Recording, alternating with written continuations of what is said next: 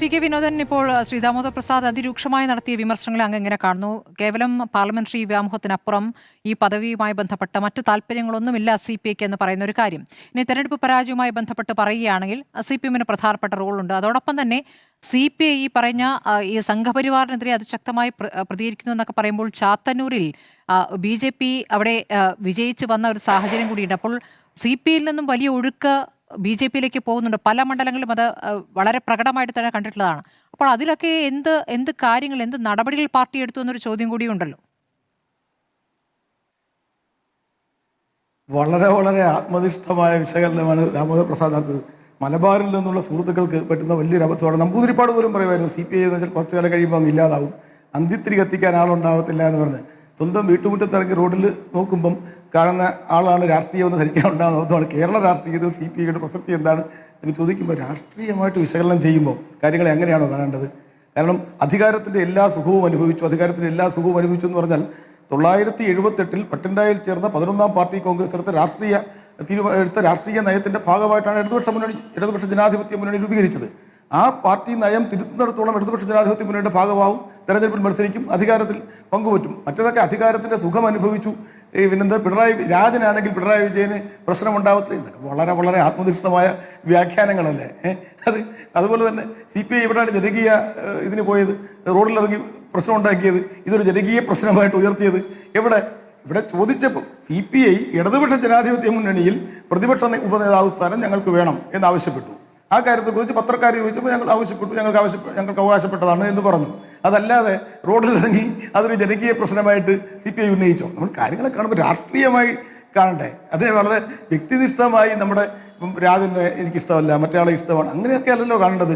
പിണറായി വിജയൻ ഇവിടെ CPI അത് ആവശ്യപ്പെട്ടതിന് സവിശേഷമായ സാഹചര്യങ്ങളുണ്ടാവാം. ഒരു പക്ഷേ ഈ പറഞ്ഞ പോലെ പ്രതിപക്ഷ നേതാവ് അത്ര ഇഫക്റ്റീവ് ആവുന്നില്ല, അതിന് പകരം ഉള്ള CPM നിര അത്ര പോരാ, അവിടെ നമുക്ക് കുറച്ചുകൂടി ഇഫക്റ്റീവായിട്ട് CPIക്ക് ചെയ്യാൻ കഴിയും എന്ന CPM സമ്മതിച്ചു തരുമോ ശ്രീ ടി.കെ. വിനോദൻ? അങ്ങനെ ഒരു പ്രശ്നം കൂടി ഉണ്ടല്ലോ. ഇപ്പോൾ KN ബാലഗോപാൽ എന്താണ് പ്രതിപക്ഷ നേതാവ് മിണ്ടാത്തത് എന്ന് ചോദിച്ച സഭയിൽ അദ്ദേഹത്തെ എണീപ്പിച്ചു.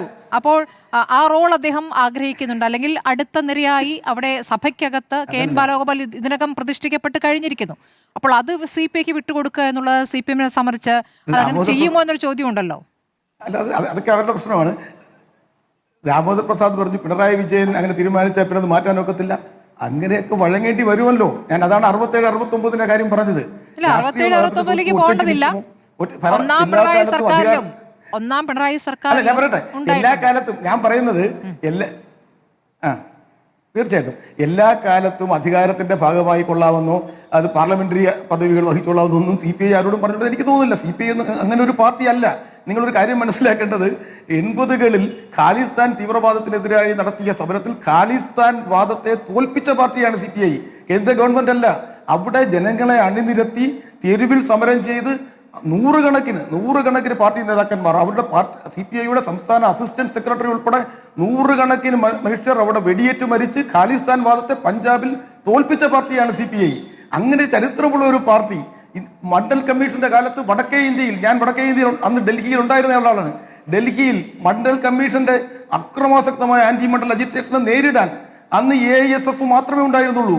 അന്ന് CPI ആണ് ഒരു പാർട്ടി ശക്തമായിട്ട് അവിടെ നിന്നത്.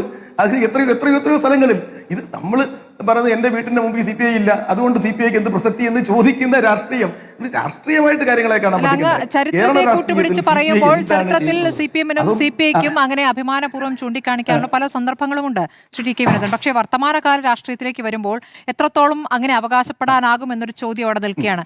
CK ചന്ദ്രപ്പൻ വരെയുള്ള ഘട്ടം നമുക്ക് കൃത്യമായിട്ട് അറിയാം. അതിനുശേഷം കാനം ഒരു പ്രത്യേക ഘട്ടം വരെ കൃത്യമായും ഒരു തിരുത്തൽ ശക്തിയായി പ്രവർത്തിച്ചത് നമുക്കറിയാം. ഈ പറഞ്ഞ മാവോയിസ്റ്റ് വെടിപ്പിലടക്കം അദ്ദേഹം എടുത്ത നിലപാട് നമ്മുടെ മുന്നിലുണ്ട്.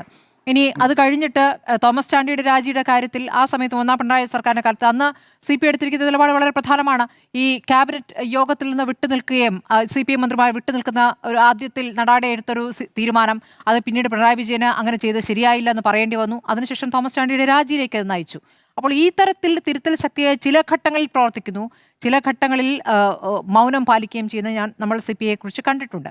അപ്പോൾ പഴയ ഒരു ചരിത്രം എടുത്തു പറഞ്ഞുകൊണ്ട് മാത്രം ഇപ്പോഴത്തെ കാലത്തെ അങ്ങനെ ന്യായീകരിക്കാൻ പറ്റുമോ എന്നൊരു ചോദ്യമുണ്ട്. ഇല്ല, സമീപകാലത്ത് അത് പോരാ എന്ന് തോന്നിയത് കൊണ്ടാകുമല്ലോ പുതിയ ആവശ്യങ്ങൾ ഉന്നയിക്കുന്നതൊക്കെ. ഈ പറഞ്ഞതുപോലെ പിണറായി വിജയൻ ഇഷ്ടമല്ല, അദ്ദേഹം അത് സമ്മതിക്കത്തില്ല, തരത്തില്ല എന്ന് പറഞ്ഞാൽ എന്ത് സംഭവിക്കുമെന്ന് നമുക്ക് നോക്കാം. പിന്നെ എങ്ങനെ രാഷ്ട്രീയം ഡെവലപ്പ് ചെയ്യുന്നത് നോക്കാം. തീർച്ചയായിട്ടും കേരളത്തിൽ എനിക്ക് മുന്നണിയിലെ യാഥാർത്ഥ്യമാണ്. നമുക്ക് നോക്കാം യാഥാർത്ഥ്യം എന്താകും. യാഥാർത്ഥ്യം പിണറായി വിജയൻ അത് സമ്മതിക്കത്തില്ല, അതുകൊണ്ട് CPIക്ക് ഉപനേതാവ് സ്ഥാനം കൊടുക്കത്തില്ല എന്ന് അദ്ദേഹം പറഞ്ഞു. നമുക്ക് നോക്കാം. അതൊന്ന് അവിടെ നിൽക്കട്ടെ.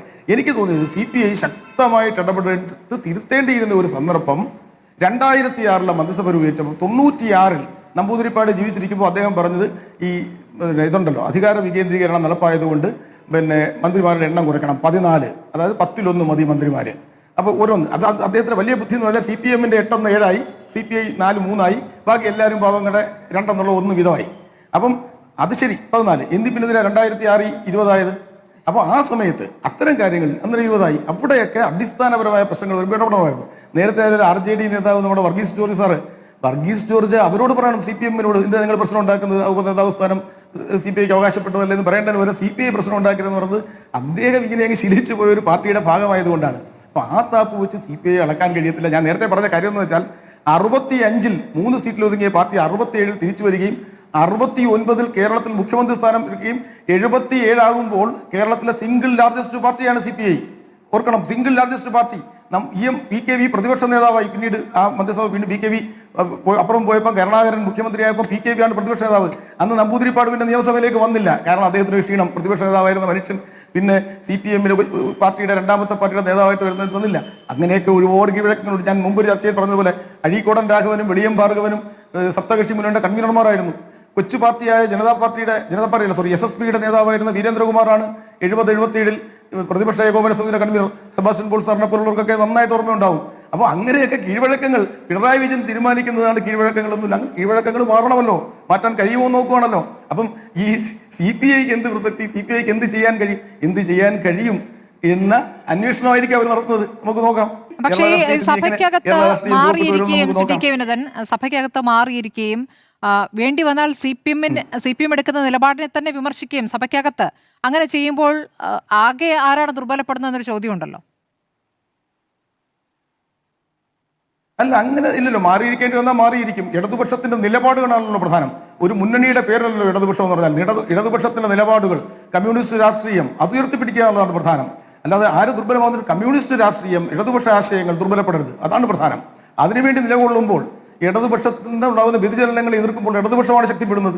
ആ നിലയിൽ അത്തരമൊരു സമീപനം CPI സ്വീകരിക്കുകയും കേരളത്തിലെ ബഹുജനങ്ങളുടെ ഇടയിൽ നിന്ന് അതിന് പിന്തുണ ആർജിക്കുകയും അതിന് വലിയ പിന്തുണ കിട്ടത്തില്ല എന്ന് പറയുന്നത് വലിയൊരു മുൻവിധിയാണ്.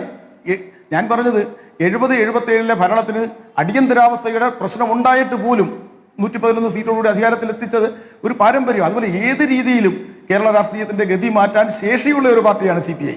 അതുകൊണ്ട് CPIയെ ആ രീതിയിൽ കാണുന്നത് എനിക്ക് തോന്നുന്നു മലബാറിൽ നിന്നുള്ളവർക്കുള്ളത് വളരെ സബ്ജക്റ്റീവായിട്ടുള്ള ഒരു ധാരണയാണ്. ഞാൻ വിശേഷിച്ചും കൊല്ലത്ത് നിന്നുകൊണ്ടാണ് ഞാൻ സംസാരിക്കുന്നത്. അതുകൊണ്ട് ഈ CPI എന്ത് ചെയ്യാൻ കഴിയുന്ന ചോദ്യം ശരിക്കും പെരുന്നാളുകൾ നമുക്കറിയാൻ പറ്റും.